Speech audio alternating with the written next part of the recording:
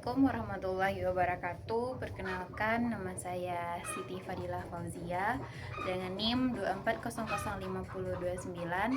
Di sini saya akan memaparkan rancangan strategi dan juga metode pembelajaran dalam pelatihan public speaking. Pelatihan public speaking ini dirancang tidak hanya untuk memberikan pemahaman secara teori, tetapi juga untuk melatih keterampilan peserta agar mampu berbicara di depan umum secara percaya diri dan juga terstruktur dan juga efektif. Adapun tujuan pembelajaran pada kegiatan ini adalah agar peserta mampu mempraktikkan teknik dasar dari public speaking yang meliputi artikulasi, intonasi, dan kontak mata melalui kegiatan simulasi berbicara di depan kelompok dengan capaian minimal memenuhi 3 dari 4 indikator penilaian dalam kategori baik. Nah, adapun strategi pembelajaran yang digunakan ialah strategi pembelajaran aktif dan partisipatif.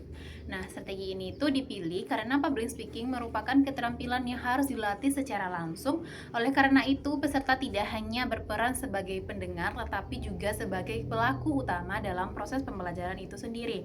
Nah, melalui strategi ini, peserta didorong untuk terlibat aktif, berani mencoba, serta belajar dari pengalaman secara langsung. Nah, langkah-langkah pembelajarannya yang pertama ialah apresiasi.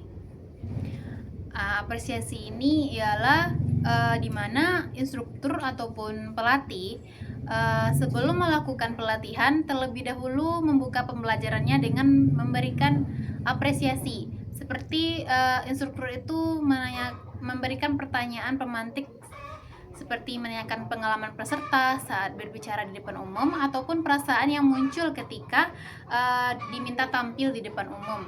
Nah, tahap ini tuh bertujuan untuk membangun suasana belajar yang nyaman, meningkatkan motivasi, serta mengaitkan materi dengan pengalaman peserta tadi.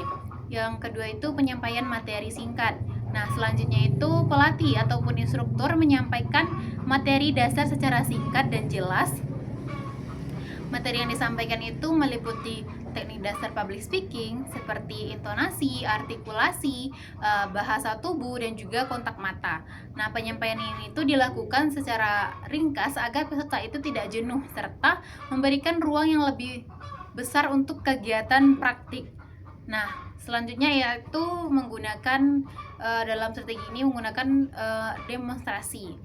Nah, pada tahap ini tuh pelatih itu menggunakan metode demonstrasi di mana pelatih memperagakan secara langsung bagaimana cara yang baik berbicara yang baik di depan audiens, mulai dari pembukaan, penyampaian isi hingga penutupan. Demonstrasi ini tuh bertujuan agar peserta memiliki gambaran konkret tentang penerapan teknik yang benar. Dan juga ada metode simulasi atau praktik. Selanjutnya peserta itu melakukan simulasi atau praktik secara langsung, di mana peserta diminta untuk tampil di depan kelompok, misalnya dengan memperkenalkan diri, menyampaikan pendapat, atau melakukan presentasi singkat. Nah, tahapan ini tuh merupakan inti dari pembelajaran, karena keterampilan berbicara itu hanya dapat berkembang melalui latihan langsung. Nah, selain itu, kegiatan ini juga menjadi sarana untuk mengukur ketercapaian tujuan pembelajaran yang telah ditetapkan di awal.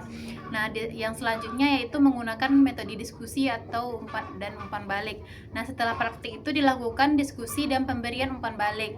Pelatih dan peserta lain itu memberikan masukan secara konstruktif terkait penampilan peserta, baik itu kelebihan maupun hal yang perlu diperbaiki. Nah, diskusi ini tuh bertujuan untuk meningkatkan pemahaman, memperbaiki kesalahan, serta membangun kepercayaan diri peserta. Yang selanjutnya yaitu refleksi. Pada tahap refleksi ini merupakan tahap akhir yaitu peserta diajak untuk melakukan refleksi. Peserta menyampaikan pengalaman, kesulitan serta perkembangan yang dirasakan selama proses pembelajaran.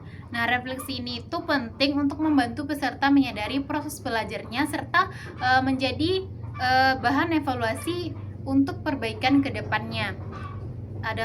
Dan metode pembelajaran yang digunakan dalam strategi ini tadi itu ialah ada 3 tadi. Yang pertama itu ada metode demonstrasi. Nah, di mana metode demonstrasi ini digunakan untuk memberikan contoh nyata kepada peserta mengenai cara berbicara yang baik dan efektif di depan umum. Dengan melihat secara langsung, peserta akan lebih mudah memahami dan meniru teknik yang benar dalam berbicara di depan umum tadi. Yaitu metode selanjutnya adalah simulasi. Nah, metode simulasi itu merupakan metode utama dalam pelatihan ini. Jadi melalui simulasi, peserta itu dapat langsung mempraktikkan keterampilan berbicaranya dalam situasi yang menyerupai kondisi nyata. Nah, metode ini tuh sangat efektif dalam melatih kepercayaan diri dan juga kemampuan komunikasi peserta tadi. Yang metode terakhir yang digunakan adalah metode diskusi, yaitu metode ini digunakan untuk mendorong interaksi dan partisipasi aktif antar peserta. Nah, peserta itu dapat berbagi pengalaman, memberikan tanggapan, serta belajar dari satu sama lain. Diskusi juga membantu menciptakan suasana pembelajaran yang lebih efektif, terbuka, dan suportif. Nah, dengan menerapkan strategi pembelajaran aktif dan partisipatif serta didukung oleh metode demonstrasi, simulasi, dan diskusi tadi, diharapkan tujuan pembelajaran dapat tercapai secara optimal. Peserta tidak hanya memahami konsep public speaking, tetapi juga mampu mempraktikkannya secara langsung dengan percaya diri. Sekian pemaparan dari saya. Wassalamualaikum warahmatullahi wabarakatuh.